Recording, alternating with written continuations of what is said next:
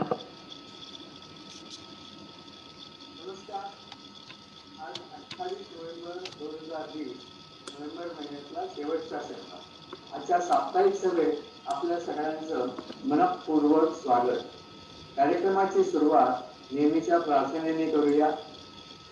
गुरुर्ब्रह्मा गुरुर्विष्णू गुरुर्देवो महेश्वरः गुरुः साक्षात् परब्रह्म तस्मै श्री गुरवे नमः. सर्वप्रथम एक श्रद्धांजली. आपले एक ज्येष्ठ सभासद मनोहर गोखले यांचं नुकतंच वृद्धापकाळाने दुःखद निधन झालं. या त्यांना श्रद्धांजली देण्यासाठी आपण काही काळ स्तब्धता पाळूया.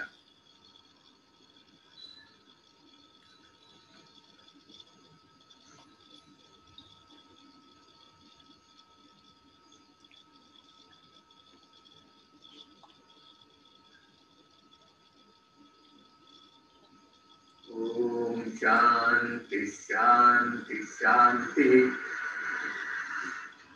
आता आगामी कार्यक्रम.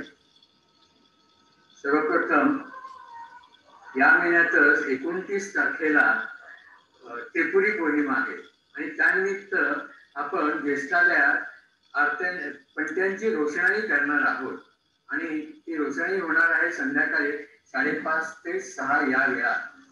हे रोषणाई बघण्याकरता आपण ज्येष्ठालयाला निश्चितच भेट देऊ शकाल. फक्त भेट देताना सर्व सरकारी नियमांचं पालन करणं अत्यावश्यक आहे.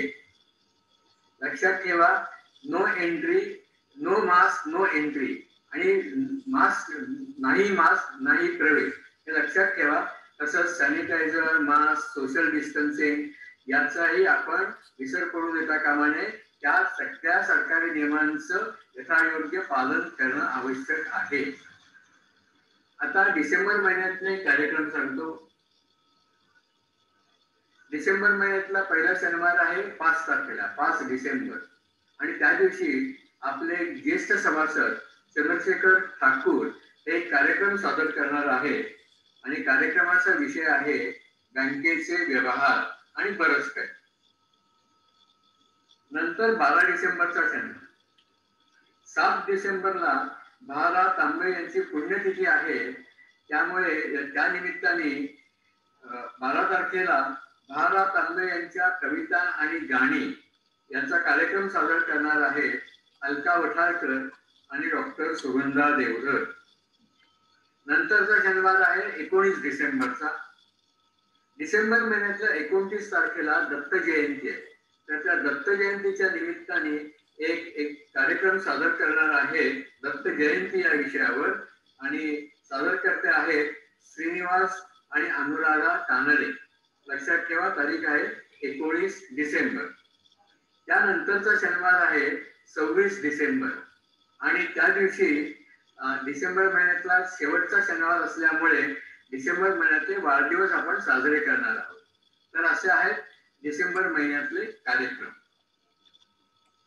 आता बोलूया आजच्या कार्यक्रमाकडे. आज ज्या सभासदांनी मनोगत पाठवलेली आहे ती आपण सुरुवातीला ऐकूया.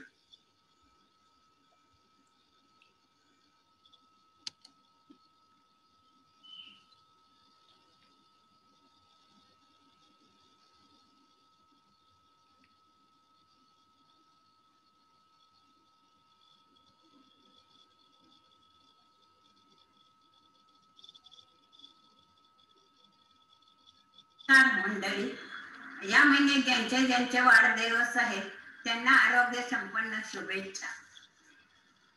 मी तुम्हाला आता एक विठ्ठलाचं गाणं म्हणून दाखवते.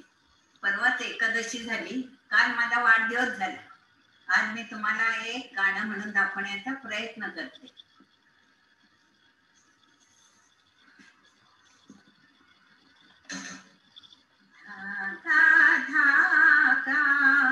खंड विनोया विठ्ठल विठ्ठल मुके म्हणूया, धागा धागा अखंड विनोया विठ्ठल विठ्ठल मुके म्हणूया. अक्षांशाचे रेखांशाचे उभे आडवे गुंफुनी धागे विविध रंगी वसुंधरेचे वस्त्र विणले पांडुरंगे विश्वंभर तो विणकर पहिला काळारंभी नित्य स्मरूया धागा धागा अखंड विणूया विठ्ठल विठ्ठल मुखे म्हणूया करचरणांच्या धाग्यावर करचरणांच्या मागावरती मना मनाचे तंतू टाका फेकून शेला अंगावरती अर्धी उघडी लाज राखा बंधुत्वाचा फिरवित चरखा बंधुत्वाचा फिरवित चरखा एकत्वाचे सूत्र धरूया धागा धागा अखंड विणूया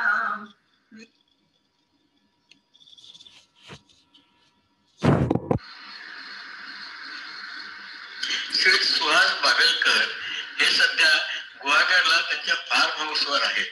त्यांनी आपलं मनोगत पाठवलेलं आहे ते आता आपण ऐकूया. ज्येष्ठ नागरिक सेवा संघ बोरिवली पश्चिम ही संस्था प्रत्येक महिन्याच्या शेवटच्या शनिवारी त्या महिन्यातील संस्थेच्या सभासदांचे वाढदिवस साजरा करते. हा उपक्रम प्रशंसनीय आहे. त्याचा आनंद संस्थेचे सभासद घेत असतात. नोव्हेंबर 2020 या महिन्यात वाढदिवस असणाऱ्या सर्व सभासदांना वाढदिवसाच्या हार्दिक शुभेच्छा. तसंच त्यांना उत्तम आयु आरोग्य सुख शांती समाधान लाभावे ही सदिच्छा. संस्थेचे पदाधिकारी व कार्यकर्ते हा उपक्रम सुरळीत चालण्यासाठी बरीच मेहनत घेतात. त्यासाठी त्यांचे मनापासून आभार. या महिन्यात माझाही वाढदिवस असल्याने मी माझे मत व्यक्त करीत आहे. सुहास बागलकर.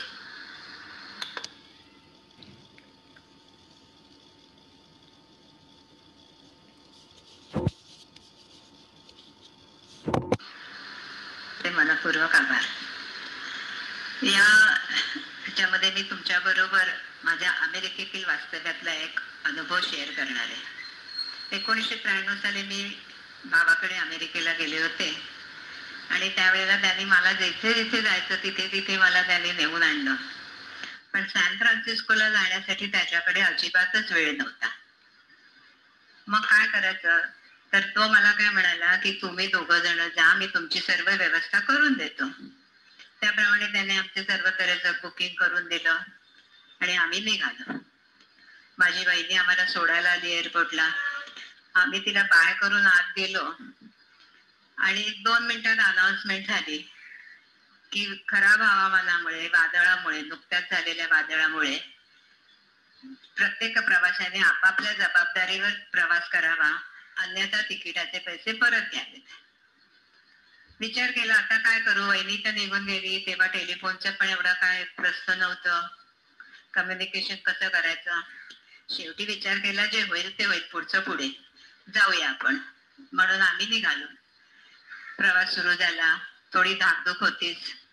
विमान पण थोडं बऱ्यापैकी हिलकावे खात होतं. करता करता सॅन फ्रान्सिस्को आलं. मला माहित नव्हतं की याचं लँडिंग समुद्रातून होतं. लँडिंग झालं असं समजून बाहेर बघितलं तर चहूबाजूला पाणीच पाणी. म्हटलं बाबा हा वादळाचा परिणाम आहे की काय. पण एवढा विचार मनात येईपर्यंत विमानाने धावपट्टी गाठली. खुश झालं. बाहेर आलो. ठरल्याप्रमाणे लोक रिसिव्ह करायला आलेले आणि आमच्या हॉटेलपर्यंतचा प्रवास होऊन स्थानापन्न झालो हॉटेलमध्ये. 3-4 दिवस फिरलो ठरलेल्या प्रोग्राम प्रमाणे आणि शेवटचा एक दिवस आमच्या हाती रिकामा होता. तर आम्ही ठरवलं की पॉवेल स्ट्रीट ते हेवर्ड हा बाट रेल्वेचा प्रवास करायचा. त्याप्रमाणे आम्ही बाहेर पडलो. हेवर्डला जायचं पहिलं मुख्य कारण म्हणजे त्या ठिकाणी महाराष्ट्रीयन पसंत नावाचं एक हॉटेल होतं आणि बरंच त्या हॉटेलबद्दल ऐकलेलं होतं, म्हणून उत्सुकता होती की आपण जावं. मग तिथे गेलो. बऱ्याच दिवसाने मराठी माणसं भेटली, बोलायला मराठी मिळालं, खाणं पिणं आपल्या स्टाईलचं झालं. असं करून आम्ही हेवर्डला परत आलो. पॉवेल ते हेवर्ड असा आमचा प्रवास होता. तसं आमचं तिकीट काढलेलं होतं. हेवर्डला आम्ही गाडीत बसलो. आजूबाजूला बघताना इंडिकेटरवर शेजारच्या प्लॅटफॉर्मवरती गाडी लागलेली दिसली आणि 2 मिनिटच आधी ती गाडी खरं म्हणजे जाणार होती. पण एक आपली मुंबईच्या माणसाची मनोवृत्ती म्हणा किंवा इथल्यासारखी सवय झाली म्हणून म्हणा, पण मी इथून उतरले म्हणजे ठरवलं आम्ही की या गाडीतून उतरून त्या गाडीत जायचं. त्याप्रमाणे उठलो, मी खाली उतरले आणि गाडीचा दरवाजा बंद झाला. मग प्रश्न पडला आता काय करायचं. बरं, दरवाजा बंद झाला, सगळीकडे काचा, त्यामुळे बोललेलं काही ऐकू जायचा प्रश्नच नाही. खाणाखुणा हातवारे थोडेफार चालू झाले. तेवढ्यात त्या प्लॅटफॉर्मवरची गाडी निघून गेली. हे होईपर्यंत ही गाडी पण सुटली. शेवटी मी खाली एकटी प्लॅटफॉर्मवर. मग दुसऱ्या गाडीने जायचं ठरवलं. पण एक मला तिथे वाटलं की तिथे काही प्रवास करताना भीती हा प्रकार वाटला नाही की मी एकटी राहिले तर मी काय करू, असं अजिबात मला वाटलं नाही. मी येणाऱ्या मागच्या गाडीने गेले. पुढच्या स्टेशनला हे थांबले असावेत असं इशाऱ्यावरनं वाटलं म्हणून तिथे उतरले.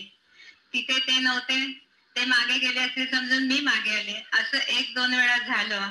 म्हटलं हे काय खरं नाही, असं किती करणार. मग मी शेवटी खाली उतरून त्या बुकिंग काउंटरवर गेले. तिथे एक लेडी होती, चांगली होती. तिने मला कोऑपरेट केलं. मी तिला सांगितलं की माझा हा प्रॉब्लेम आहे, तर तू एक काम कर की पॉवेल स्ट्रीटला अनाउन्समेंट कर की मिस्टर अशोक कीर्तने यांनी तिथेच थांबावं, मी मागच्या गाडीने येते. त्याप्रमाणे तिने केलं. तिने कॉम्प्युटर बघून मला सांगितलं की तुझे मिस्टर आता या गाडीत आहेत, या ठिकाणी आहेत आणि ते पॉवेल स्ट्रीटला उतरले की मी अनाउन्समेंटची व्यवस्था केली आहे. मग मी निश्चिंत मनाने मागच्या गाडीने गेले. बाहेर पडायची वेळ आली. तिकीट इन्सर्ट केल्याशिवाय गेट उघडत नाही. तिकीट इन्सर्ट केलं आणि गेट काय उघडेच ना. म्हटलं आता हा काय प्रॉब्लेम झाला. तर मग त्यांनी मला सांगितलं की तुमच्या तिकिटातले पैसेच संपलेत म्हणून तिकीट दरवाजा उघडत नाही. म्हटलं एक क्षण मला कळे ना का पैसे संपले म्हणजे काय. पण मग मला लक्षात आलं की मी जो हा उलट प्रवास केला त्याच्यामध्ये ते पैसे संपले आणि आता माझ्यासाठी दरवाजा बंद झाला होता. पण समोरच मिस्टर होते. मग त्यांना आम्ही चौकशी करून विचारलं की एक्झॅक्ट किती अमाऊंटचं तिकीट पाहिजे. त्याप्रमाणे त्यांनी तिकीट काढून दिलं. ते इन्सर्ट करून बाहेर आले. बाहेर आल्यावरती थोडी तू मैमै झाली, वादावादी झाली. पण शेवटी मामला थंड झाला. आईस्क्रीम खाऊन आमच्या प्रवासाची सुखद शांतता सांगता झाली आणि आम्ही हॉटेलवर परतलो. हॅलो. आताच आपण शीतल कीर्तने यांचा परदेश प्रवासातील एक सुखद अनुभव ऐकला. आता ऐकूया विजया भिडे यांचं मनोगत आणि एक गाणं.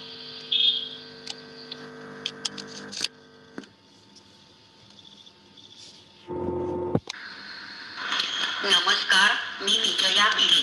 माझा 30 नोव्हेंबरला वाढदिवस असतो, पण आपल्या ज्येष्ठ नागरिक संघाच्या प्रथेप्रमाणे महिन्याच्या शेवटच्या शनिवारी आपण आपल्या सभासदांचे वाढदिवस साजरे करतो.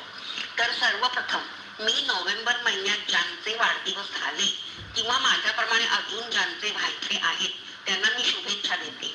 हे 2020चे वर्ष इतके दुर्दैवी आहे की आपण आज कित्येक महिने कुणाला भेटू शकलो नाही किंवा कार्यक्रमाचा थेट आनंद घेऊ शकलो नाही.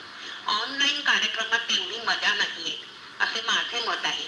माझ्यासारखेच बऱ्याच जणांचे असे मत असेल असे मला वाटते. ऑनलाईन कार्यक्रमात सारखा मोबाईलचा वापर केल्यामुळे आपल्या ज्येष्ठ नागरिकांना डोळ्याचा त्रास होतो. निदान मला तरी होतो. आणि ज्येष्ठ नागरिक संघाच्या कार्यक्रमाव्यतिरिक्त बाहेर जाऊन सिनेमा, नाटके किंवा दुसऱ्या मैत्रिणीबरोबर गेट टुगेदर आपण करू शकत नाही. त्यामुळे जीवन कंटाळवाणे झाले आहे. तरी सुद्धा आपल्या सौ अलका वठारकर, श्री देवधर आणि डॉक्टर सुगंधा देवधर इतके जीवापाड मेहनत घेऊन ऑनलाईन कार्यक्रम सादर करून आपलं मनोरंजन करण्याचा प्रयत्न करत असतात. त्याला खरंच तोड नाही. नेहमी वेगळ्या कल्पना घेऊन कार्यक्रमात नेहमीच काहीतरी नवीन कल्पना घेऊन स्वतः कविता करून कार्यक्रमात नेहमी वेगळेपणा आणतात. त्याला खरंच तोड नाही. अलका, श्री देवधर व डॉक्टर सुगंधा देवधर, मी तुमचे मनापासून अभिनंदन करते.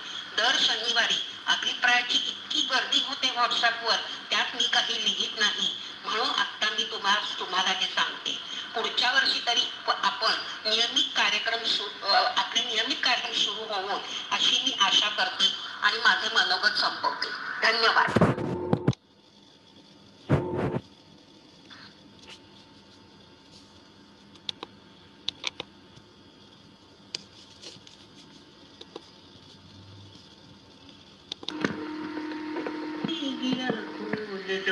चुप न बैठो कोई गीत गाओ,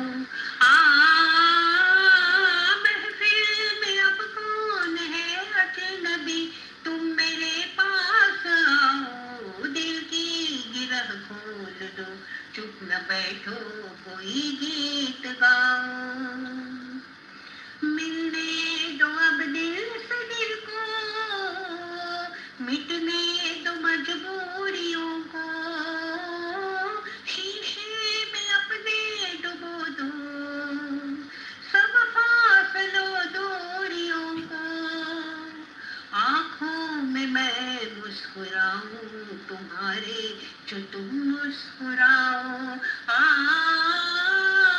महफिल में अब कौन है अजनबी, तुम मेरे पास आओ, दिल की गिरह खोल दो, चुप न बैठो कोई गीत गाओ, हम तुम रहे अब, कुछ और ही हो गए अब, सपनों के झिलमिल नगर में, जाने कहाँ खो गए अब, हम राह पूछे किसी से न तुम अपनी मंजिल बताओ,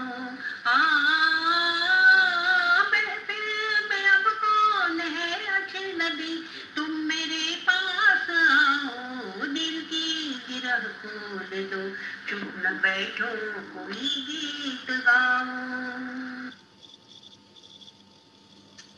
नमस्कार. आज नोव्हेंबर महिन्यातला शेवटचा शनिवार, म्हणजे आपला वाढदिवस साजरे करण्याचा आजचा दिवस. नोव्हेंबर महिन्यात ज्या सभासदांचे वाढदिवस आहेत त्यांना माझ्याकडून शुभेच्छा. आज आणि हा संघ आज आपले जे कार्यक्रम, आपले वाढदिवस साजरे करतोय त्याबद्दल संघालाही धन्यवाद. आज मी 2 कविता सादर करणार आहे.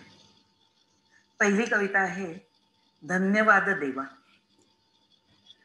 माणसाचा स्वभावच असा असतो, बारीक सारीक गोष्टीत आपण तक्रारी करीत असतो. माझ्याकडे हे नाही, मग माझ्याकडे ते नाही, माझं डोकं दुखतंय, काही शारीरिक व्याधी असू दे, मानसिक त्रास असू दे, काहीही असलं तरी आपण तक्रार करीत असतो. माझ्याच नशिबी असं का, मग आपण दैवाला किंवा देवाला दोष देत असतो. आहे रे याचा विचार न करता नाही रेचाच विचार आपण प्रथम करीत असतो. ही नकारात्मकता सोडून द्यायला हवी. तेच सांगणारी ही कविता आहे धन्यवाद देवा. फुलांच्या ताटव्यामध्ये बसलेली ती रूपमती फुलराणी पाहिली. फुलांच्या ताटव्यामध्ये बसलेली ती रूपमती फुलराणी पाहिली. अशी रूपसंपदा मला का न लाभली, खंत मनी दाटून आली. रूप यौवना उभी राहिली ती, रूप यौवना उभी राहिली ती, एकच पाय अन धरुनी कुबड्या दोन्ही हाती. कुंठित झाली माझी प्रगल्भ मती. रस्त्यावर उभ्या मोटारींच्या रांगा, रस्त्यावर उभ्या मोटारींच्या रांगा वाजविती त्या अखंड भोंगा. पुढे चालला मुसाफिर कलंदर, पुढे चालला मुसाफिर कलंदर, जणू चालला सम्राट राजपथावर. छत्र चामरे ढाळीती चाकर, मग कशाला हवी जगाची कदर. रागानेच जरा गाडीतून उतरले, रागानेच जरा गाडीतून उतरले, जाऊन त्यास दटाऊ ठरवले. जवळी जाता मजला कळले, हा तर बहिरा मन माझे थिजले. सजविलेल्या सभागृही सुरांची मैफल रंगली, सजविलेल्या सभागृही सुरांची मैफल रंगली. दाराबाहेरही श्रोत्यांची गर्दी, मीही त्यातीलच एक श्रोता दर्दी. सप्त सुरात नाहले मी, सप्त रंगात रंगले मी. मैफिल संपता दर्शन घेण्या थांबले एकटी, मैफिल संपता दर्शन घेण्या थांबले एकटी. काळा चष्मा डोळ्यावर अन हाती पांढरी काठी, पाहुनी मन भांबावून गेले. पदयुगुले माझी करीती धरतीवर मनसोक्त भ्रमंती, पदयुगुले माझी करीती धरतीवर मनसोक्त भ्रमंती. नेत्राद्वारे साठवून घेते सृष्टीची श्रीमंती. कर्णद्वये माझी स्वर्गीय संगीत ऐकती, लक्ष्मीचा केवढा हा वरद हस्त माझे माथी. क्षमस्व देवा, क्षमस्व देवा, आजवरी नन्नाचा पाढा वाचून दोष तुझला दिधला. आजवरी नन्नाचा पाढा वाचून दोष तुझला दिधला. किती धनवान असे मी, किती धनवान असे मी, हा बोध आज मला झाला, हा बोध आज मला झाला.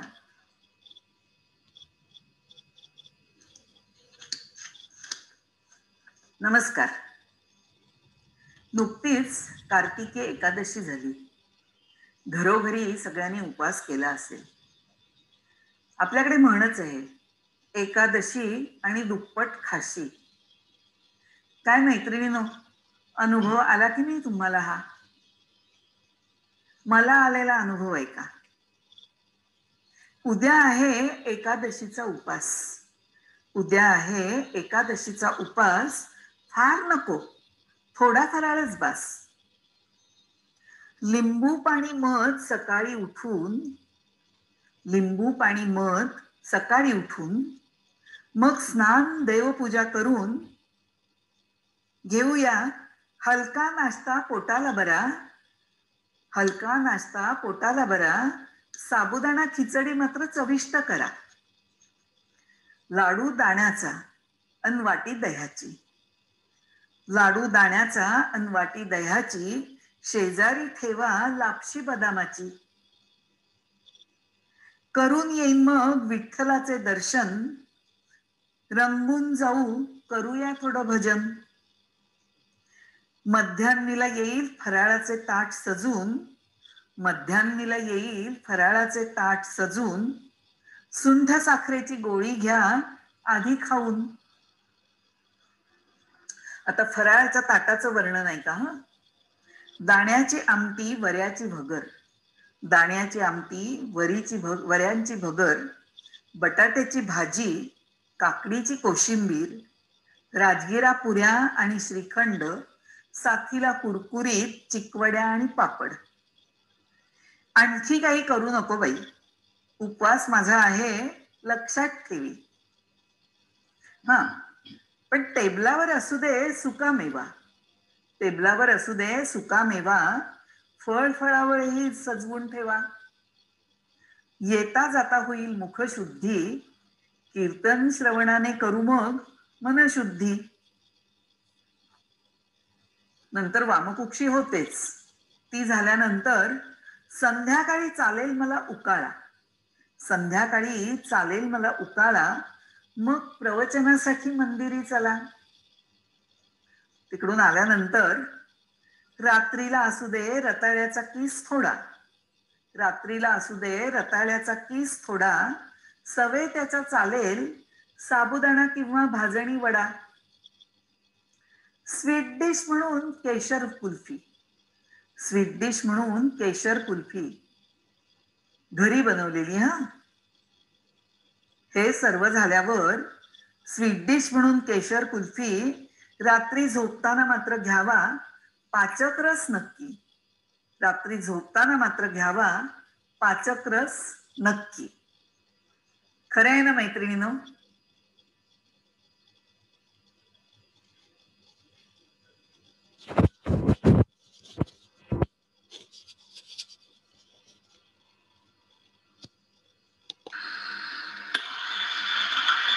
आत्ताच आपण ऐकल्या डॉक्टर सुगंधा देवधर यांच्या 2 स्वरचित कविता. आता ऐकूया वसुंधरा खरे यांचं मनोगत.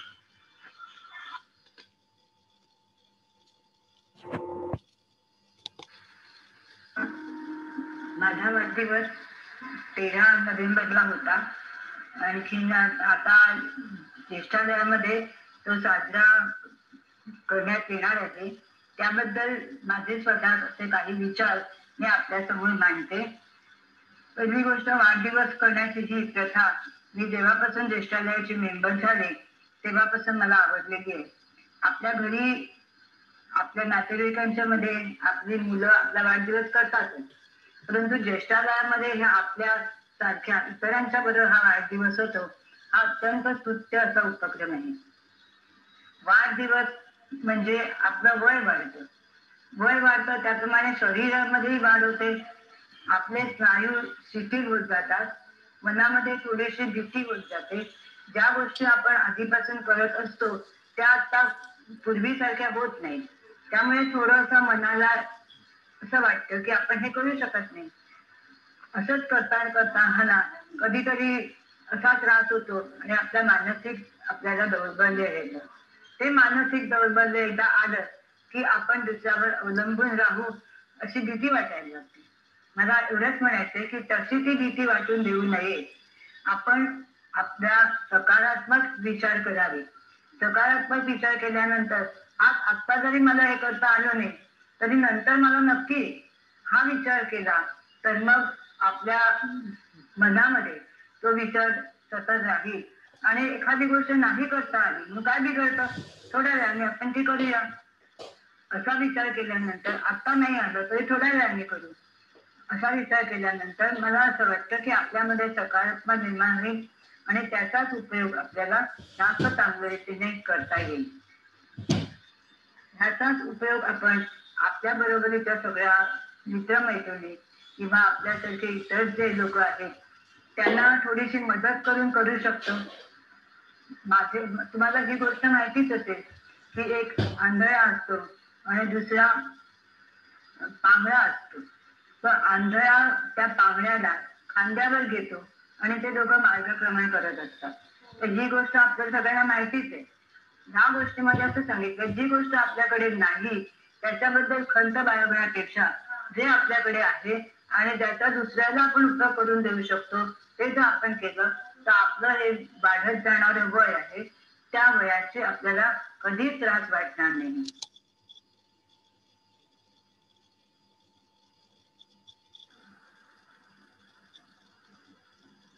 नमस्कार, मी प्रभाकर रावराणे, प्रथम श्री गुजराती सर खांबेटे सर व श्री प्रभाकर कुलकर्णी यांच्या स्मृतीस अभिवादन करून माझे छोटेसे मनोगत व्यक्त करतो. मी गेल्याच वर्षी JNSS चा सभासद झालो व लगेचच 2-3 महिन्यात कोरोना काळ सुरू झाला. पण JNSS मधल्या आपल्या उत्साही सभासद मित्रांनी दर आठवड्याला ऑनलाईन भेटायचे ठरविले आणि उत्तम गाणी, उत्तम लेख, उत्तम विचार यांची देवाणघेवाण सुरू झाली व लॉकडाऊनचा निराशादायक काळ सुसह्य झाला.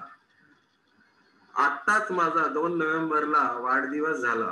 तेव्हा सर्वप्रथम मी ईश्वराचे व सर्व माझ्या सभासद मित्रांचे आभार मानून मी एक अरुणदात्यांचं एक गाणं सादर करतो.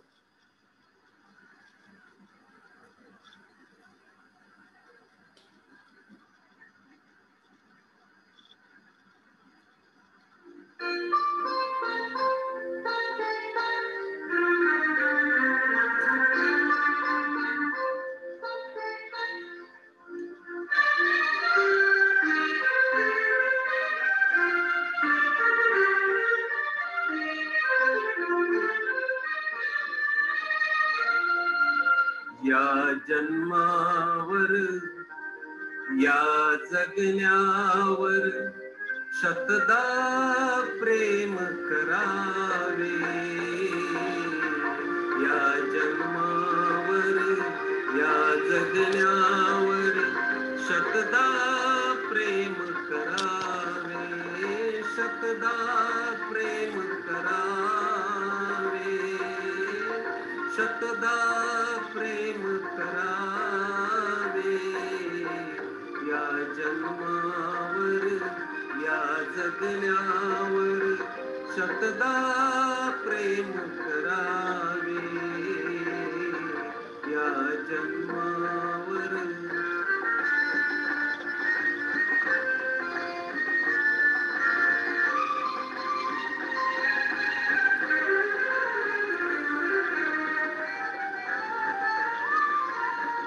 चंचल वारा या जलधारा भिजली काळी माती.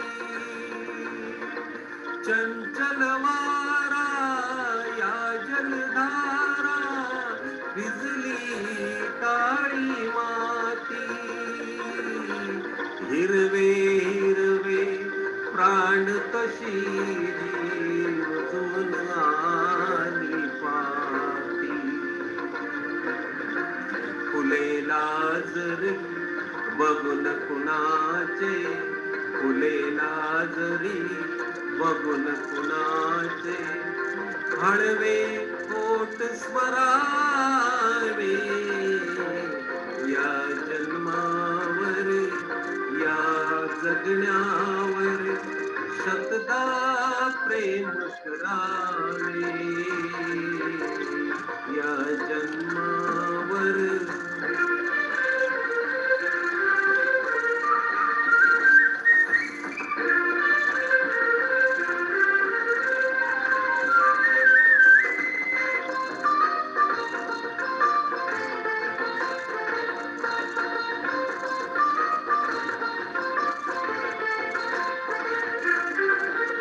रंगाचा उघडून या पंख साज कोणी केली.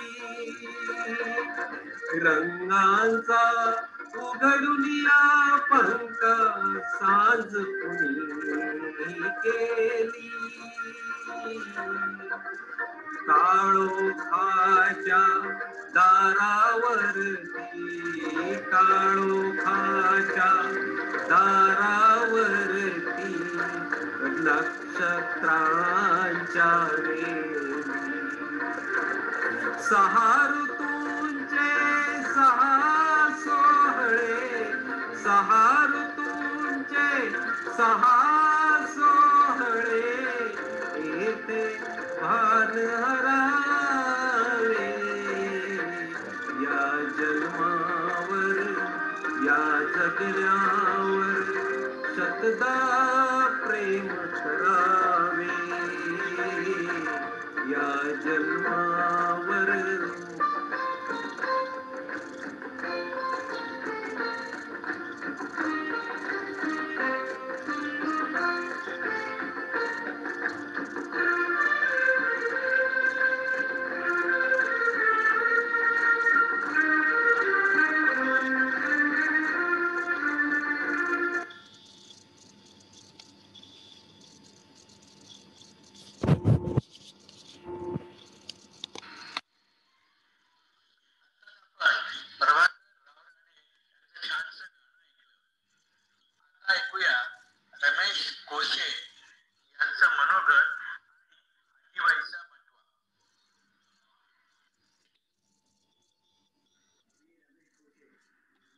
माझी 75 वर्ष पूर्ण 76 वर्षात पदार्पण केलं आहे.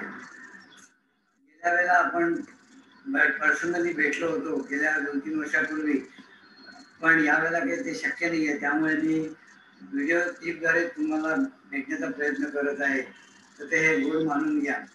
गेल्या वेळेला मी तुम्हाला एक दोहे सांगितले होते स्वास्थ्यासंबंधात, लिपस्टिक कसं बनवायचं. आज मी 2 वेगळे दोहे तुम्हाला सांगितले स्वास्थ्या संदर्भात आहे, मी ते तुम्हाला वाचून दाखवतो. एक आहे सदाफुली आणि मधुमेह. 7 फूल ले लीजिए सुंदर सदाबहार, दूर करे मधुमेह को जीवन में हो प्यार. अर्थ, सुंदर सदाफुलीची 7 फुले रोज खाल्ल्याने मधुमेह दूर होऊन जीवनात आनंद निर्माण होतो. नंतर दुसरा जो दोहा आहे स्वास्थ्याचा, तो असा आहे की गुळ आणि रोगमुक्ती. थोड़ा सा गुड़ लीजिए दूर रहे सब रोग, अधिक कभी मत खाइए चाहे मोहन भोग. हा गुळ जो आहे हा केमिकल रहित पाहिजे, आपला नॅचरल गुळ पाहिजे. आणि त्याचा अर्थ थोडक्यात तुम्हाला माहिती सांगतो. रोज थोडासा गुळ खाल्ल्याने सर्व रोग दूर राहतात. तो गोड असला म्हणून कधी जास्त खाऊ नये. सगळेजण जेवायला बसले की एखादा मुलगा वरण घेत नसेल तर सहज तोंडातून निघायचं, त्यात गुळ टाकलाय, गाढवाला गुळाची काय चव. या म्हणीवर हा विनोद असायचा.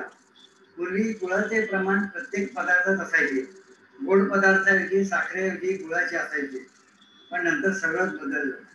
काही काळ तर साखर खाऊ नका कारण मधुमेह असे म्हणा सांगावे लागायचे. आता तसे कळायलाही लागले म्हणा. दुपारचे जेवण झाल्यावर रोज थोडासा गुळ खाणारे आणि त्यांची महती सांगणारे निरोगी मी पुष्कळ पाहिले.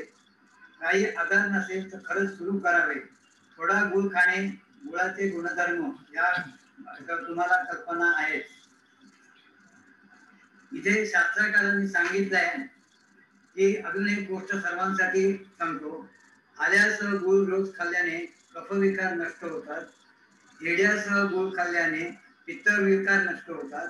व सुंठीसह खाल्ल्याने वातविकार नष्ट होतात. नमस्कार.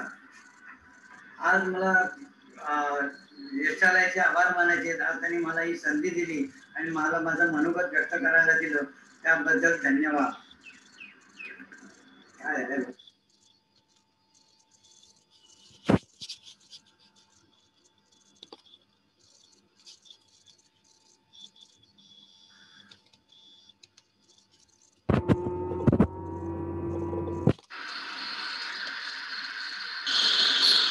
नमस्कार, मी नीला.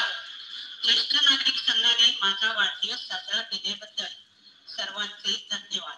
तसेच या महिन्यातील ज्यांचे वाढदिवस आहेत त्या सर्वांना माझ्यातर्फे शुभेच्छा.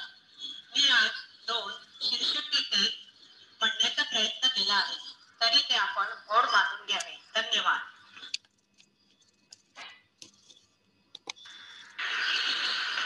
थोडी साखर मिसळी, थोडी शंखरी शिंपले, कधी तांदळी ती पोर तुझ्या डोळ्यात वाचली, कधी उतरला चंद्र तुझ्या माझ्या अंगणात, स्वप्न पाखरांचा थवा विसावा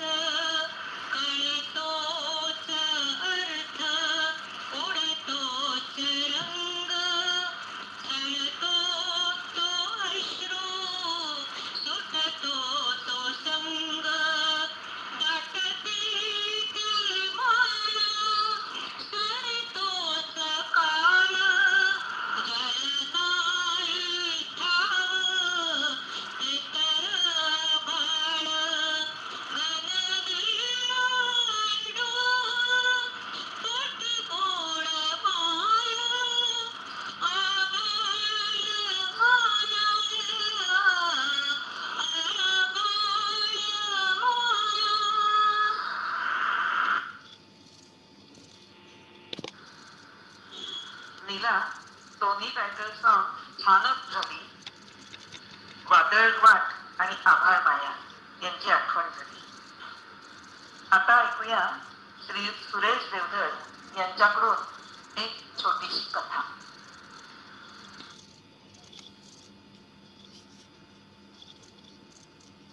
नमस्कार, मी नंदकिशोर शिंदे. मला 63 वर्ष पूर्ण झाली.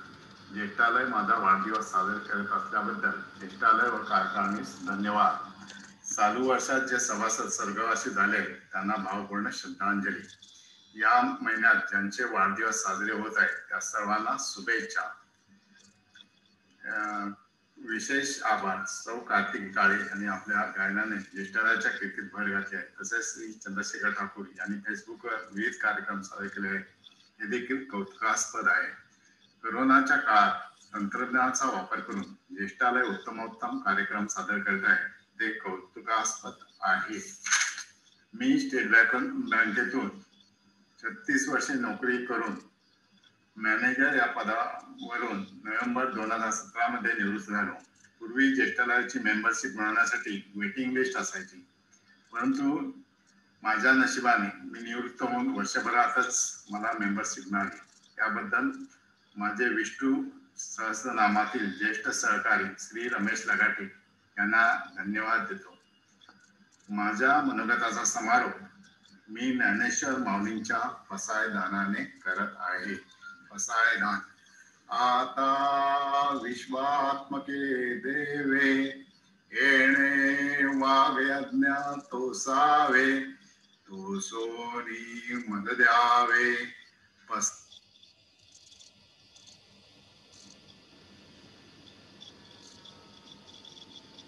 आता विश्वात्मके देवे येणे वागे अज्ञातो सावे, तो सोनी मद द्यावे. पसाय दाने जे खळांची व्यंकटी सांडो, तया सत्कर्मी रती वाढो. भूता परस्परे पडो, मैत्र जीवांचे दुरितांचे तिमिर जाओ. विश्व सधर्मे सूर्ये पाहो, जो जे वांसील तो ते लाहो. प्राणी जात वर्षते सकळ मंडळी, ईश्वर निमित्तांची मांदियाळी. अनवरत भूतळी भेट तू या भूता, चला कल्पतरूंचे आरव. चेतना चिंतामणीचे गाव, बोलते जे अर्णव. पियुषाचे चंद्रमे जे अलांछन, मार्तंड जे तापहीन. ते सर्वाई सदा सज्जन, सोय रे होतू किंबहुना सर्वसुखी. पूर्ण होऊनी ती लोकी, भजिजो आदि पुरुषी. अखंडित आणि कंतोपजीविये, विशेष लोकीये. दृष्टादृष्ट विजय हुवा वेदी, तेत म्हणे श्री विश्वेश्वरराव. हा होईल दान पसाओ, येणे वरे ज्ञान देव. सुखिया झाला श्री गोपाल कृष्ण. नमस्कार, मी सुरेश देवधर. एक लघुकथा, कथेचं नाव आहे चंगळ आणि लेखिका आहे विजया वाट. त्याचं अभिवाचन मी करतोय. चंगळ. माधव आणि मधुरा घरी आल्यापासून एकदम चकित झाले होते. खर तर न्यूझीलंडहून आई आणि अप्पांकडे हट्टानं येण्याचा निर्णय दोघांनी का घेतला, तर आई आणि अप्पांना उतार वेळात एकटं वाटू नये म्हणून. पण इथं तर त्यांनाच एकटं पडायची वेळ आली होती. कशी पाहना. आई आणि अप्पांकडे त्याआधीच गोपाळराव आणि राधिकाबाई भिडे यांचा ठिय्या मुक्काम होता. या राधिकाबाई भिडे आपल्या कुटुंब सखी आईनं ओळख करून दिली. माझी ओळख झाली कधी यांच्याशी. माधव आईला म्हणाला, अरे गेली 7 वर्ष तुम्ही न्यूझीलंडला आहात. इथं आम्ही दोघं निवृत्त झाल्यावर आम्ही एक क्लब स्थापन केला आणि क्लबचं नावच मुळे चंगळ क्लब. अटी 3. 1. तुम्ही निवृत्त असायला हवे. 2.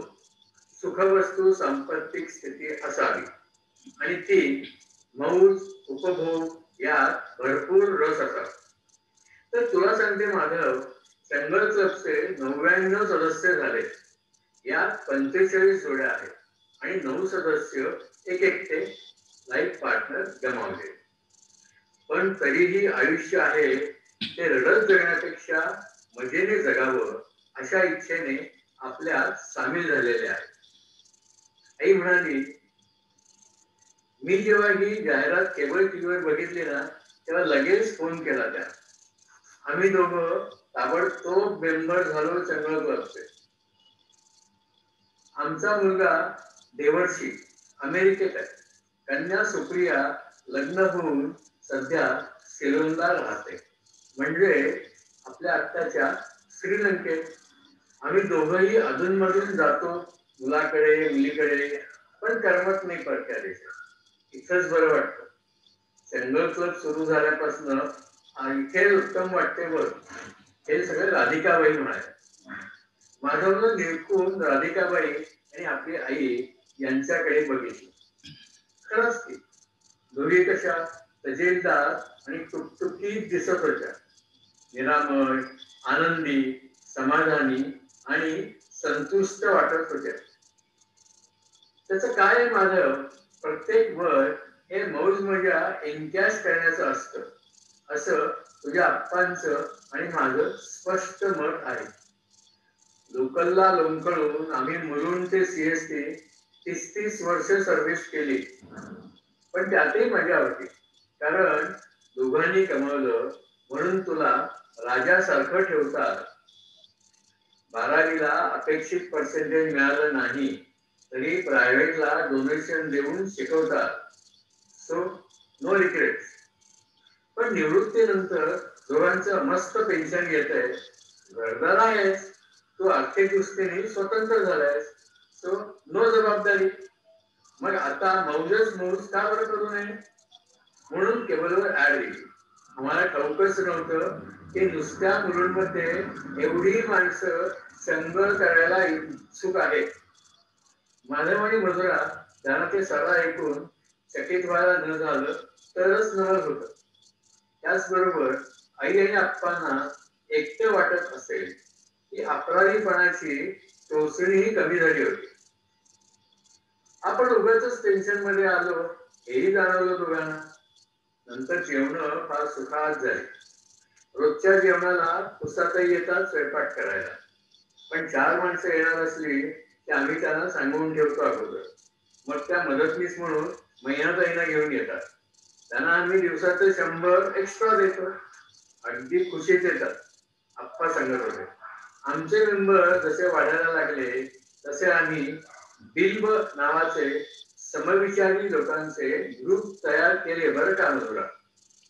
म्हणजे अगं कुणाला वाचायला आवडतं, कुणाला खागडायला आवडतं, कोणी पिक्चर नाटक याचं योग्य नसतं, कोणी रमित रमतं, तर कोणी मद्याचे गुटके घेत एक जाम एक शाम करत. व्यक्ती तितक्या प्रकृती. आम्ही काही माणसं भटकंतीवाली पण आहोत. या बिल्वमध्ये समआवडींची 3च कुटुंब एकत्र येतात. आपल्यात आम्ही बेडे पती पत्नी आणि शिंदे पती पत्नी एकत्र आहेत. शिंदे सध्या बंगलोरला मुलीच्या बाळणपणासाठी गेले, पण आमचं फोन चालू असतात. आईने सांगितलं, महिन्यातून आम्ही एकदा एकमेकांकडे 4 दिवस जमतो. झोपायला रात्री घरी, दिवसभर 7-7. आता ऑक्टोबर मध्ये आम्ही 6 जण कोकणात जाणार आहोत डॉल्फिन शो बघायला. अगदी चंगळ आहे बघ. पप्पा म्हणाले, माझ्या मनात एक अभिनव कल्पना आहे.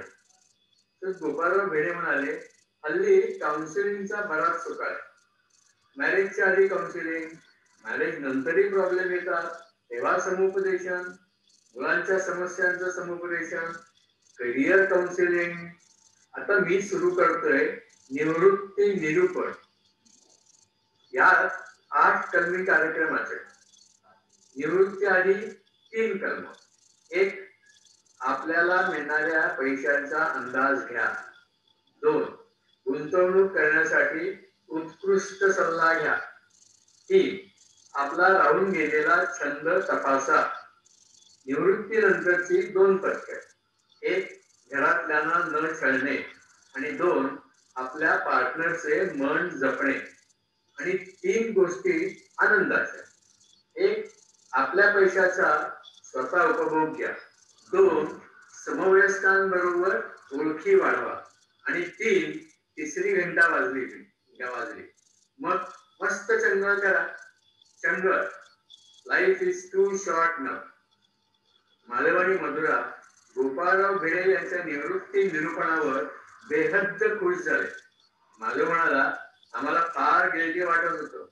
अहो, मी एकुलता एक मुलगा, आई आणि अप्पानं एकटं करून तिकडे दूर परदेशी राहतोय.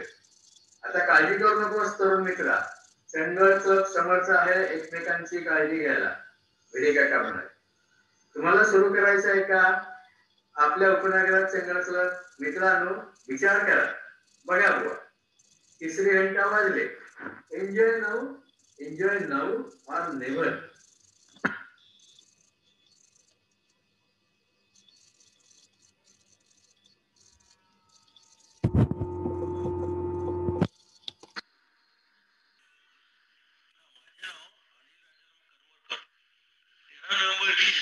रोजी 76 वर्षे संपून 77 वर्ष लागले.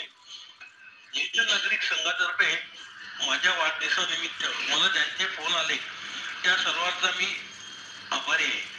तसेच आपले सेक्रेटरी श्री देवदेव साहेब यांनी मला व्हॉट्सअप ग्रुपवर बोलण्याची संधी दिली, त्याबद्दल मी त्यांचा आभारी आहे. मी आपल्याला एक छोटीशी गोष्ट सांगणार आहे. शांतपणे ऐकून घ्या. देवावर विश्वास असलेला एक माणूस त्या दिवशी दुःखी होता. तो अस्वस्थ होता, पण तो चांगला भक्त होता. त्यामुळे देव त्याला भेटायला आला. प्रत्यक्ष देवच भेटीला आल्यामुळे त्या माणसाला खूपच आनंद झाला. ज्याचं स्मरण आपण रोजच करतो, रोज त्याची पूजा करतो, जो भेटला पाहिजे म्हणून प्रार्थना करतो, तोच प्रत्यक्ष समोर उभा राहिल्यामुळे आनंद होणं स्वाभाविकही होतच. नमस्कार चमत्कार झाले तरी त्या माणसाच्या चेहऱ्यावरची निराशा काही संपत नव्हती. तो मनातून नाराजच होता असं देवाच्या लक्षात येत होतं. देवाने त्याला जवळ घेतलं, त्याच्या हातात घेतले आणि विचारलं. देव म्हणाले, तू असा दुःखी का, एवढा का बरं कट्टी आहेस? भक्त म्हणाला, मला आयुष्याची चिंता सतावते आहे. देव म्हणाला, कसली चिंता? भक्त म्हणाला, अशी एकच चिंता काही नाही, पण माझं कसं होणार, आयुष्य कसं जाणार, आतापर्यंत तर आलो, आता यापुढे काय, वगैरे वगैरे. देव म्हणाला, तू कशाला चिंता करतोस एवढी? भक्त म्हणजे देव म्हणाला, अरे तुझा माझ्यावर विश्वास आहे ना? भक्त आहे, प्रश्नच नाही. देव म्हणाला, अरे मग आयुष्याचा विचार तू कशाला करतोस? जर मीच तुला आयुष्य दिलं आहे तर मग तुझ्या आयुष्याबद्दल मी काही विचार केला असेलच ना. गोष्ट संपली. या गोष्टीची तात्पर्य, निष्कर्ष, सारांश एवढाच आहे की आपण आपल्या तरुणपणात कष्ट, हाल अपेष्टा सहन करून संकटांना सामोरे जाऊन परमेश्वराने आपल्याला सर्वांना या वयापर्यंत पृथ्वीवर जिवंत ठेवले आहे. तरी आपण आपले उरलेले आयुष्य आनंदात कोणतीही चिंता काळजी न करता परमेश्वराच्या नामस्मरणात घालवावे. आपणा सर्वांना परमेश्वर उदंड आणि आरोग्य संपन्न आयुष्य देव एवढीच परमेश्वराकडे प्रार्थना.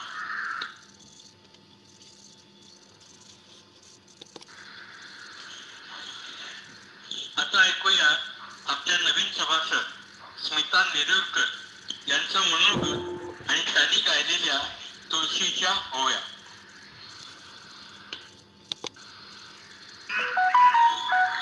नमस्कार, माझं नाव सौ स्मिता नेरुरकर.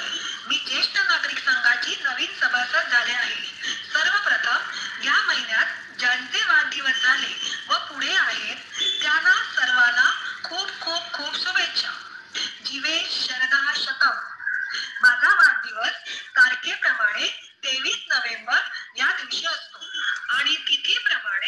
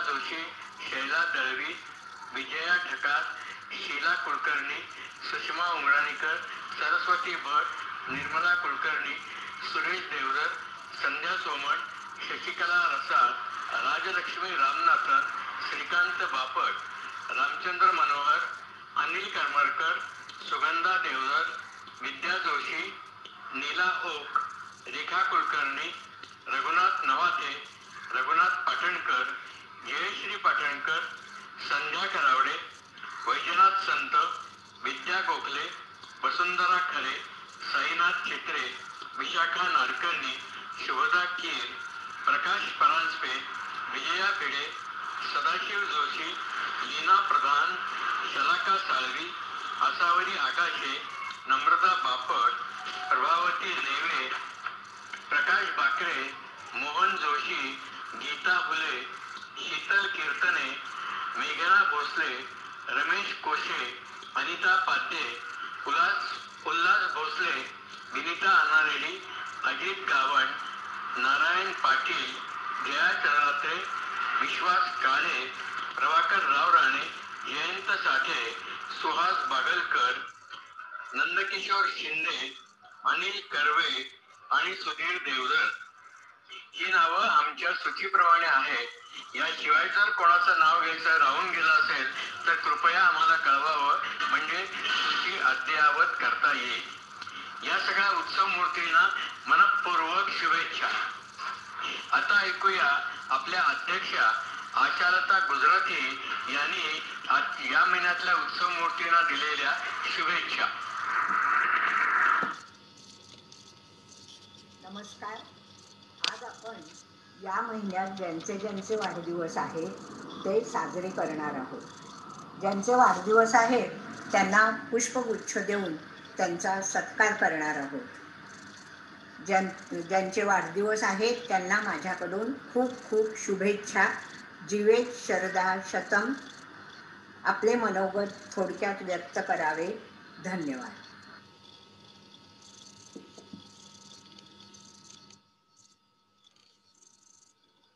याबरोबरच मनोगताचा कार्यक्रम संपन्न झाला. ज्यांनी ज्यांनी आपली मनोगत व्यक्त केली, पाठवली, त्याचा आनंद आपण घेतला, त्या सगळ्यांना मनपूर्वक धन्यवाद. तसंच आजच्या उत्सव मूर्तींना शुभेच्छा. आता यानंतर अभिष्ट चिंतनाचे श्लोक होतील आणि ते झाल्यानंतर त्यांचा आपण गौरव करणार आहोत, सत्कार करणार आहोत आणि नंतर पुढच्या कार्यक्रमाकडे वळू. तो आहे मुक्त व्यासपीठ.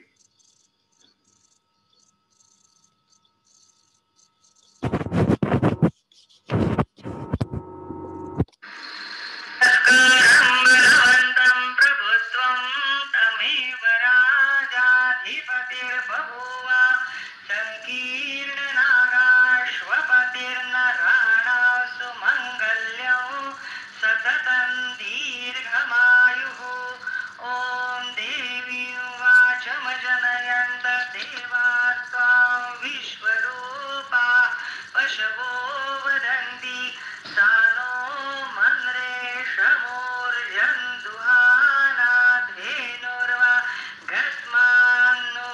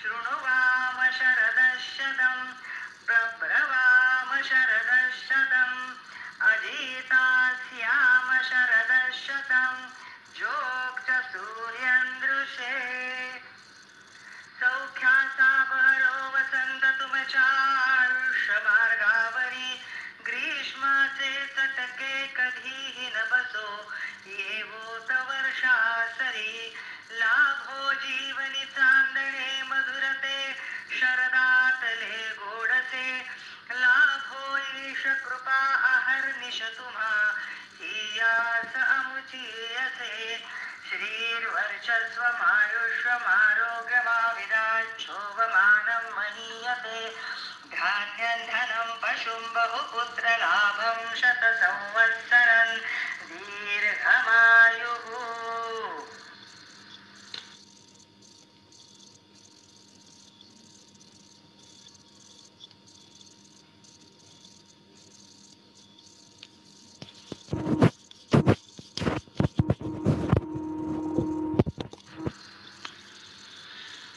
आता मुक्त व्यासपीठ या कार्यक्रमाला सुरुवात करूया. सर्वप्रथम श्रीनिवास कानडे यांनी सांगितलेली एक कथा, मावळ्याचं आत्मवृत्त.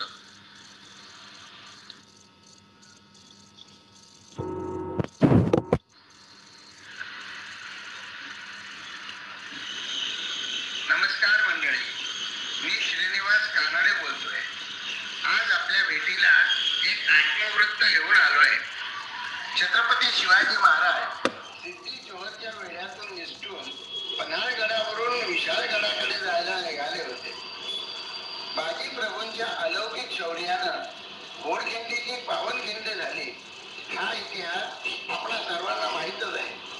त्यावेळेची ही गोष्ट आहे.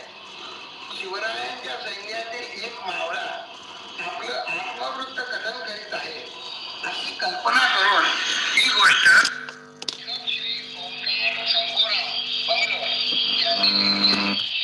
ऐकूया तर एका मावळ्याचं आत्मवृत्त. संध्याकाळची वेळ होती. ऊन कमी होती, पण ढग तशीच होती. समुद्र कोरडं कोरडं, हिरी नालं पाणवलं आणि माझ्या माईचं डोळं बी. माझ्या बाय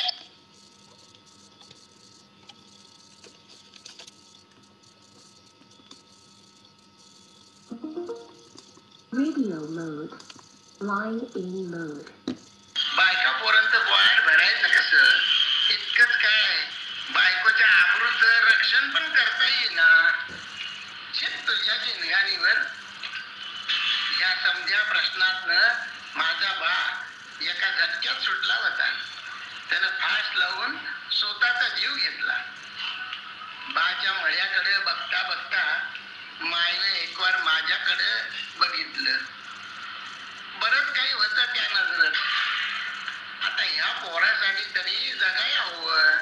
ह्यो नसता तर मी आधी अशी सुटली असती. आणि असं बरंच काही बाई. बा गेला, पण माय दुसऱ्या दिवसापासनं कामाला जाऊ लागली. मी आधी शेतावर मजुरी करायला लागलो. फौजा येतच होत्या, कधी या सुलतानाच्या तर कधी त्या सुलतानाच्या. लुटमार करीत होत्या, नासाडी करीत होत्या. कधी कधी आया बहिणींना बी उचलून घेऊन जात होत्या. फौजा न आल्याला दिस म्हणजे चांगला दिस. मनाला वाटायचं कसलं हे जीवन जगणं. पण नंतर सवय झाली गुरावाने जगण्याची. गुरासने 4 पाय, आमासने 2. एवढाच काय तो फरक.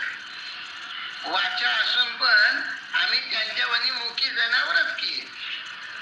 एक दिवस असंच झालं. खाली माना घालून काम करताना दुरून टापांचा आवाज कानी आला. नि पाठीवरच्या वळातून एक चमक निघून गेली. नेहमीप्रमाणे आमची पळापळ पांगापांग झाली. फौज येऊन थांबली आणि कळालं की ही फौज तसली नाही. माझ्या मायेसारखी एक बाई मेन्यातून खाली उतरली. बरोबरीच माझ्या वाडगीचा एक पोरगा होता. त्यांनी आमासने बोलिवलं. प्रेमानं विचारपूस केली. साखर तुकडा दिला. आमचा त्रास ऐकून त्यासने लई वाईट वाटलं. ते म्हण इथलं जागीरदार होत. बाईचं नाव होत जिजाई आणि पोराचं नाव शिवाजी. त्या दिवसानंतर हळूहळू लूट बंद झाली. शिवाजीचं येणं जाणं वाढलं होतं. आसपासची रयत एकत्र येऊ लागली होती. अन्यायाविरुद्ध बोलू लागली होती. शिवाजीच्या बोलण्यात आग होती, आग. ती आम्हासनी चेतवत होती. मावळ परांताला आता जाग येऊ लागली होती. करता करता आमच्या हाती तलवारी आल्या. आमचा महाजा बोलला, आम्ही शेतकरी माणसं, हे फौजांविरुद्ध लढायला आम्हाला जमल?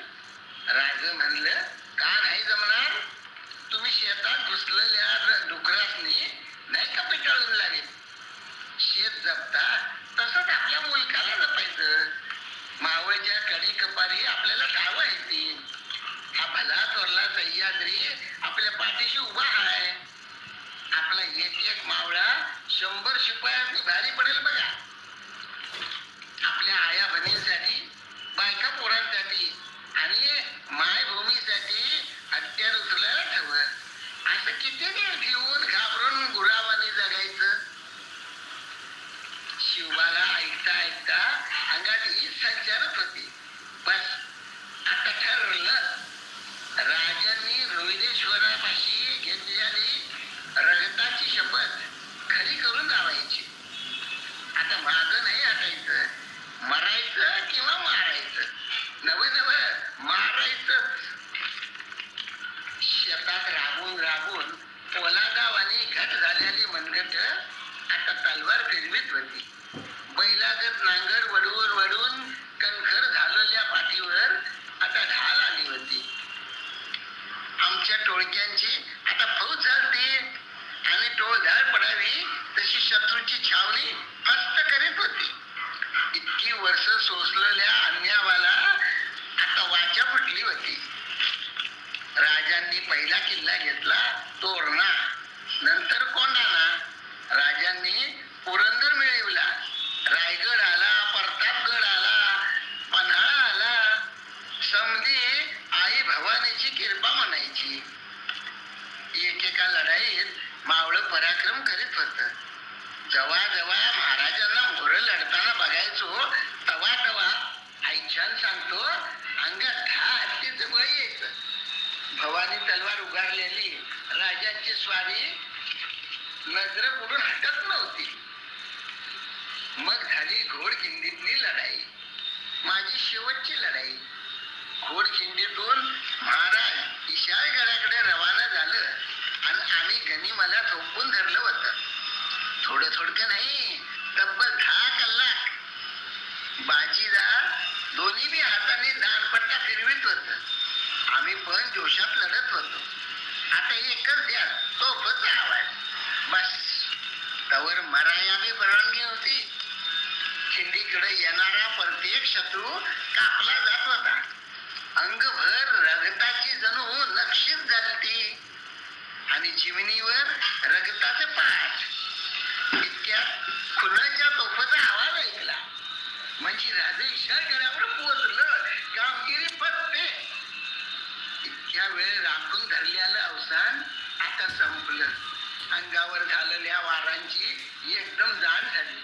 तलवारीवरची मूठ ढिली झाली आणि मी धरतीच्या कुशीत पडलो आणि संपलो. पण माझ्या भावाने मी जीव नाही दिला. माझ्या राजासाठी, स्वराज्यासाठी लढलो.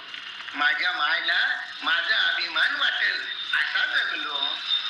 महाराजांनी का जगायचं, कसं जगायचं ते शिकवलं. मुजरा केल्यावर कधी राजांचा हात पाठीवरून फिरायचा. बस होतं की ते आमच्यासाठी. बाजी प्रभू म्हणलं होतं, लाख मिळालं तरी चालतील, पण लाखांचा पोशिंदा भरून चालणार नाही. त्या पोशिंद्यासाठी मरणाऱ्या लाखातला मी आपण एक होतो. माझी स्वतःची काय बी ओळख नाही, पण मला एकच ठाव होतं की मी फक्त महाराजांचा मावळा होतो. जय भवानी, जय शिवाजी. हर हर महादेव.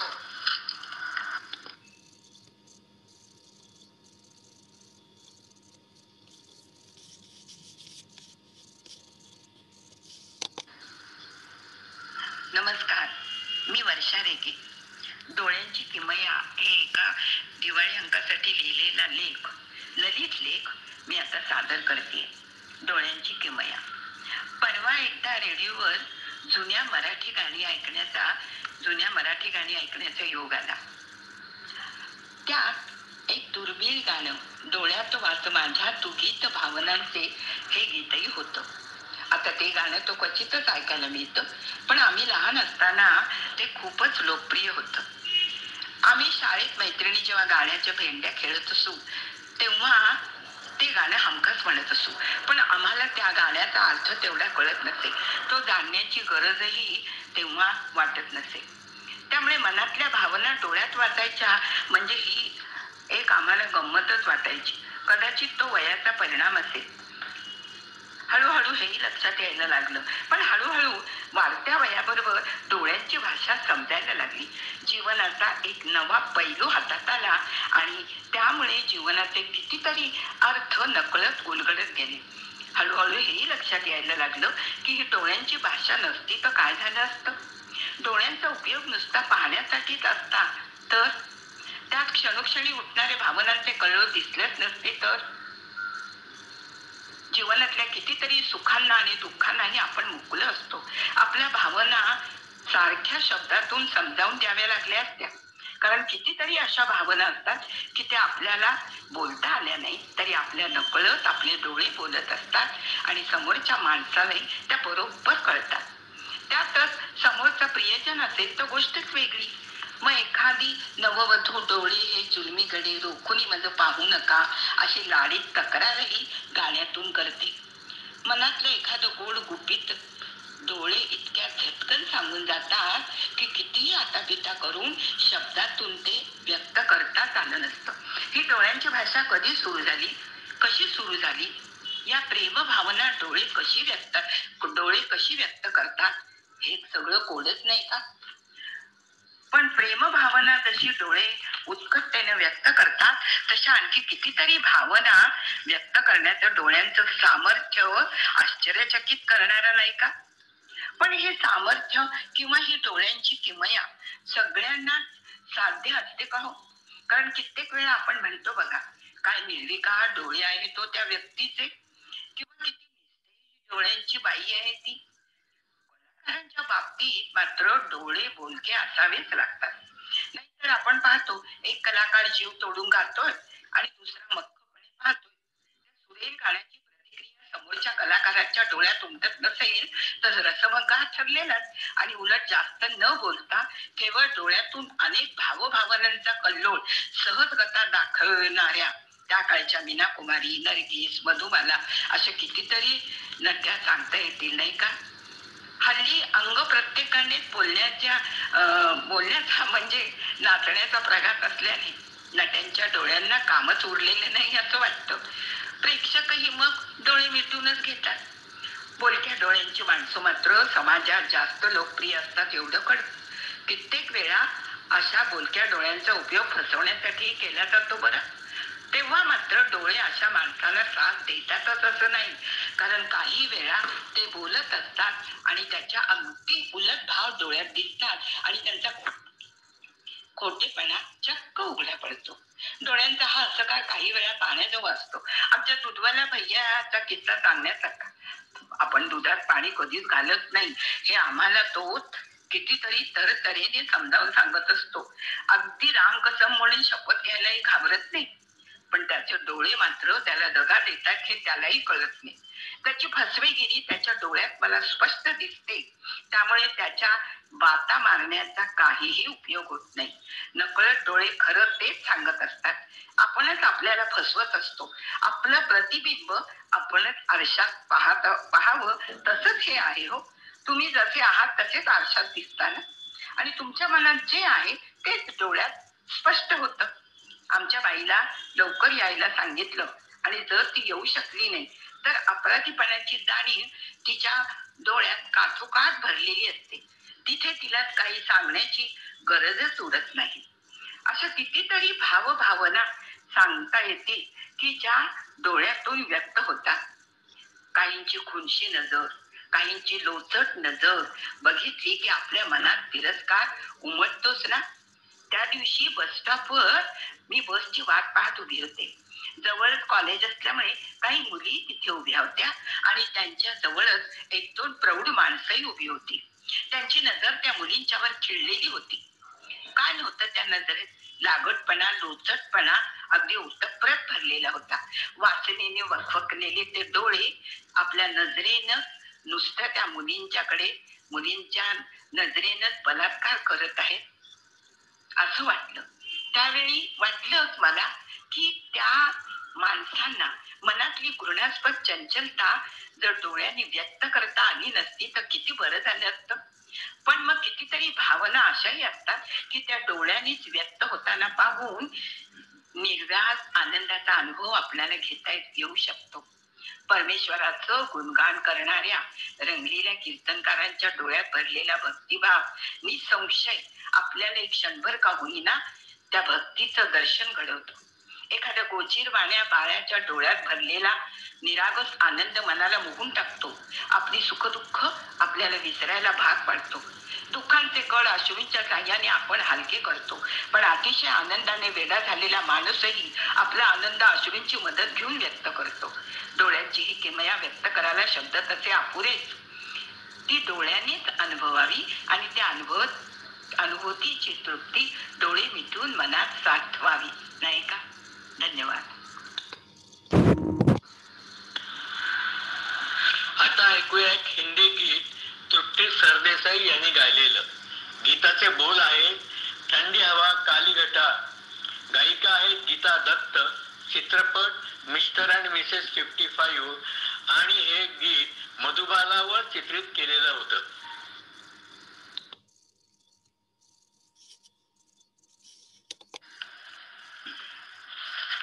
नमस्कार, मी तृप्ती सरदेसाई. मी एका जुन्या हिंदी चित्रपटातलं गीत सादर करीत आहे, थंडी हवा काली घटा.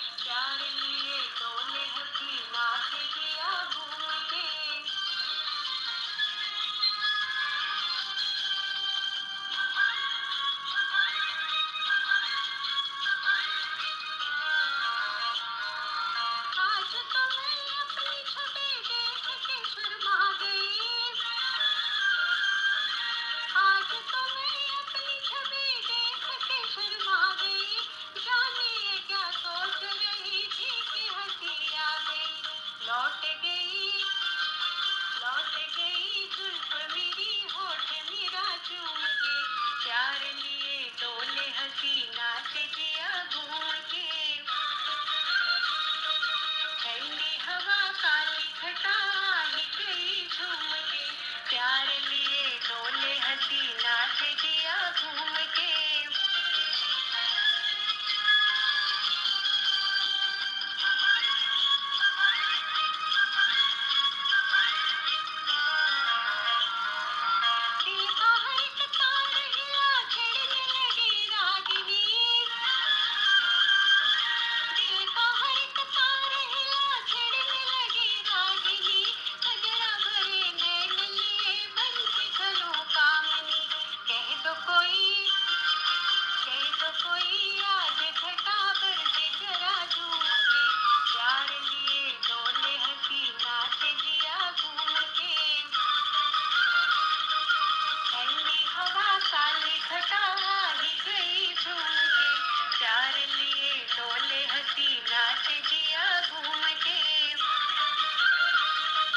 ठंडी हवा काली घटा ही गई झूम के, प्यार लिए डोले हंसी नाच जिया घूम के।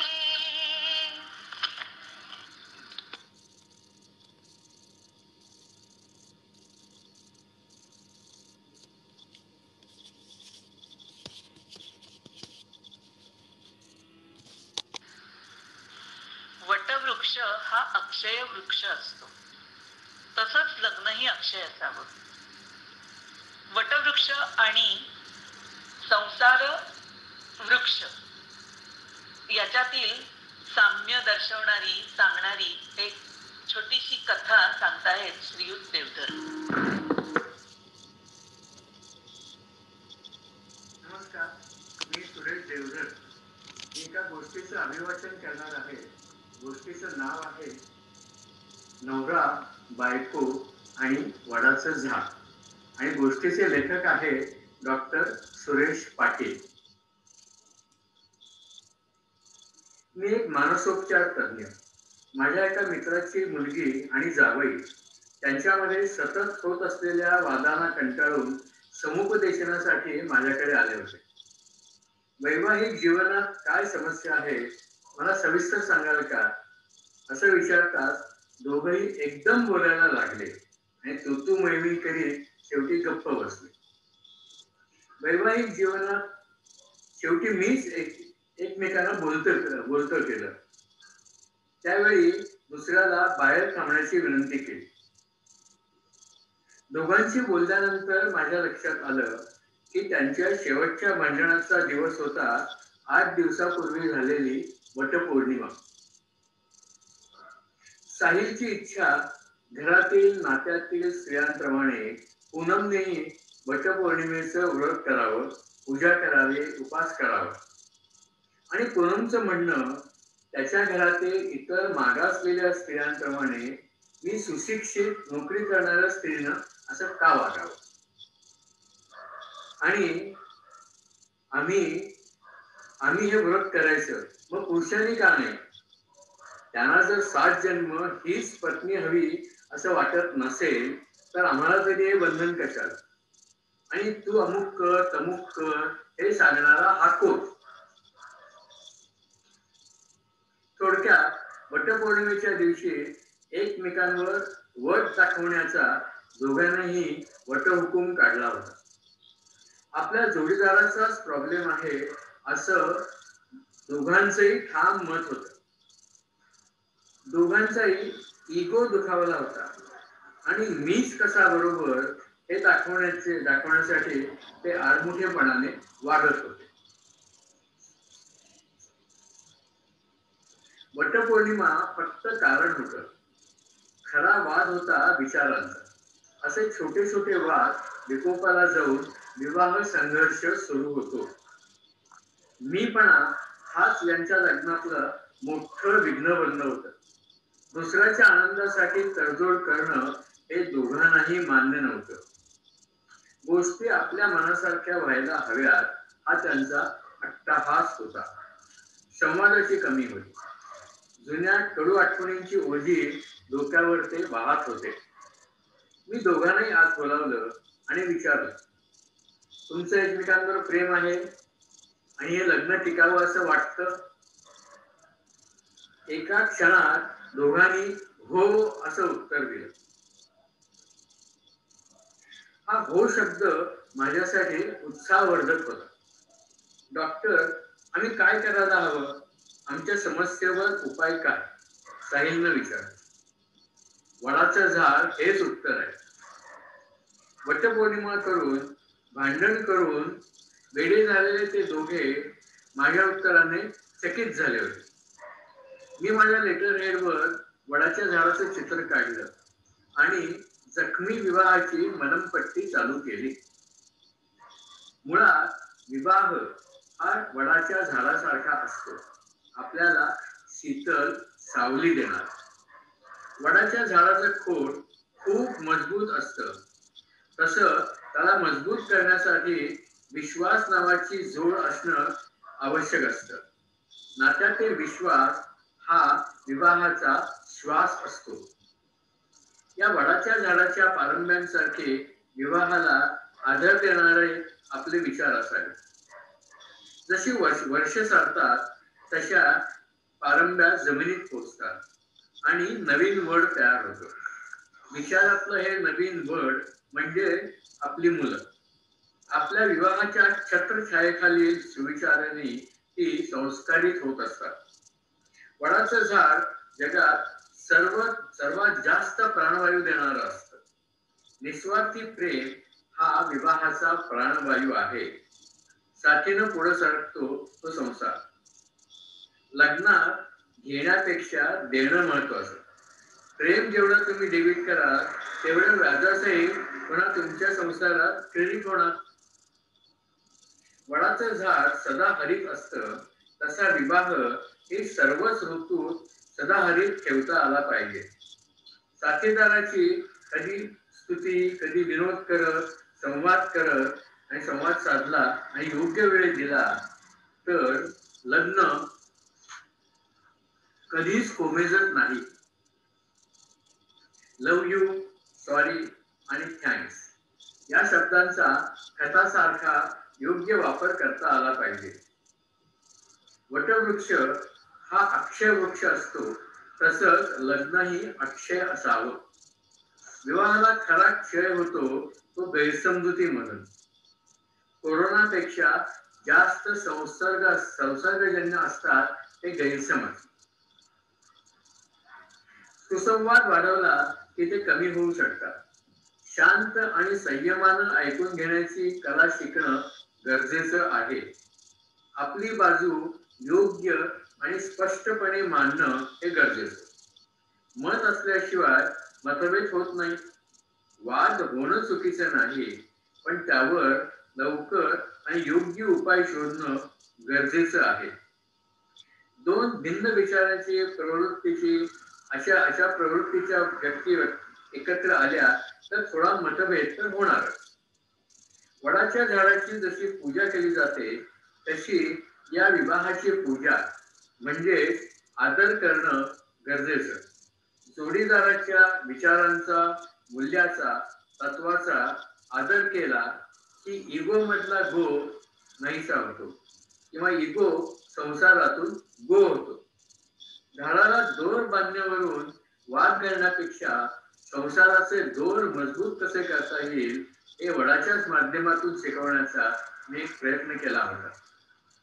विवाह बंधन दोरी बांधून साथ पेल्या घेऊन मजबूत होत नाही तर एकमेकांना सुखदुःखात साथ देऊन मजबूत करा हा संदेश मी त्यांना दिला.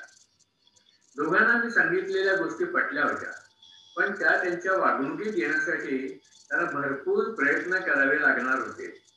एका समुपदेशनाच्या सत्रात कोणी लगेच बदलत नसतं. आज फक्त बदलण्याची गरज आणि दिशा देण्यात मी यशस्वी झालो होतो. अथक प्रयत्न, स्वतःची ओळख, जोडीदाराची पारख यातून हा प्रवास पुढे चालू ठेवायला हवा. सर, मग आता पुढच्या वर्षी वटपौर्णिमा करायची की नाही? दोघांनी हसत हसत विचारलं. मी माझं रेखाटलेलं वडाच्या झाडाचं चित्र त्यांना दिलं आणि म्हणालो, वटपौर्णिमा म्हणजे प्रेम व्यक्त करण्याचा दिवस. साजरा तर दोघांनी जरूर करा. त्या दिवशी या चित्रासह नात्याची उजळणी करा आणि एका वटवृक्षाचं रोपण करा. तुमचा संसार आणि जगाचा संसार पुन्हा बहरेल यात शंका नाही. हो, आणि पुढचा जन्म कोणी बघितलाय? आज 7वा जन्म करून हे सर्व जरूर करा.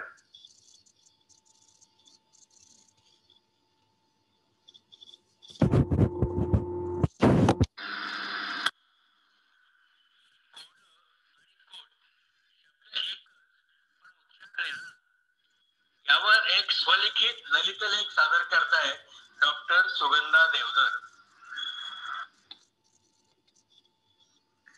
मी एक आता ललित लेख वाचणारे. लेखन मीच केलेलं आहे. लेखाचं नाव आहे कोड आणि कोड. शब्द तोच, फक्त एक अनुस्वार त्यांनी त्याचा पूर्ण अर्थ बदलतो. असं म्हणतात आयुष्य एक कोडं आहे. तसं आपला कोड्याशी ओळख बालपणीच होते. पहा ना, अंगणात ठेवलं सूप, सुपात पसरल्या लाह्या, मध्ये मात्र बंदार उपाया. म्हणजे काय? तर आकाश, चांदण्या आणि चंद्र अशा प्रकारच्या कोड्याला उखाणा म्हणत. हे उखाणे कोडी सोडवायला विचार करायला लागतो. मोठं होत जातो तसतसं शब्दकोडी, अंककोडी भेटू लागतात. शाळेतला गणित हा विषयही तर सतत कोडी घालीत असतो. ती सोडवताना मजा वाटते, म्हणजे सुटत गेली तर. नाही तर गणित विषयाचा कंटाळा येतो आणि तेच एक न सुटणारं कोडं होऊन बसतं. आपल्या जीवनातही सतत अनेक कोडी समोर येत असतात. ती सोडवताना आयुष्य पुढे पुढे जात असतं. काही कोडी सुटतात तर काही कोडी कोडीच राहतात. निसर्ग जितका सुंदर आहे आपल्याला भरभरून देत असतो. आपलं आयुष्य सुखकर करीत असतो. तशीच आपल्याला कोडीही घालीत असतो बरं का. जसं एखाद्या बीजातून प्रचंड वृक्ष कसा काय तयार होतो? हे एवढे लांब वर असलेले तारे प्रकाश कसा देतात? निसर्गचक्र, ऋतुचक्र हे कसं चालतं? ही निसर्गाची कोडी सोडवणारे शास्त्रज्ञ असतात. ते निरनिराळे शोध लावतात, म्हणजेच कोडी सोडवतात. आणि त्याचा फायदा घेऊन जीवनावश्यक गोष्टी बनत राहतात. कोडी सोडवण्याने मेंदू तल्लख राहतो, कार्यरत राहतो. त्याला सतत कामात ठेवावं लागतं, नाहीतर तो गंजू लागतो. यासाठी हल्ली मानसोपचार तज्ज्ञ सुद्धा वृद्धांना, प्रौढांना कोडी सोडवण्याचा सल्ला देतात. त्यामुळे मेंदू तल्लख राहतो आणि वृद्धत्वी जडणारे अल्झायमर सारखे व्याधी दूर राहतात. त्यामुळे जसं शरीराला व्यायाम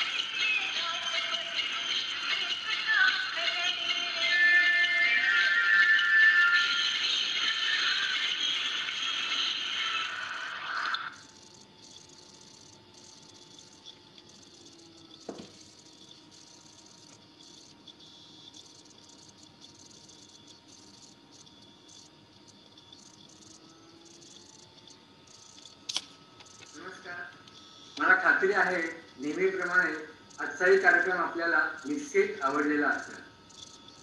आज मुक्त व्यासपीठ या सदरात ज्यांनी ज्यांनी आपले कार्यक्रम सादर केले त्या सगळ्यांना मनपूर्वक धन्यवाद. तसंच नेहमीप्रमाणेच उत्कृष्ट फोटोग्राफी केलेले आपले मित्र विलास महाडिक यांचेही मनपूर्वक आभार. आता कार्यक्रमाची सांगता नेहमीच्या प्रार्थनेने करूया.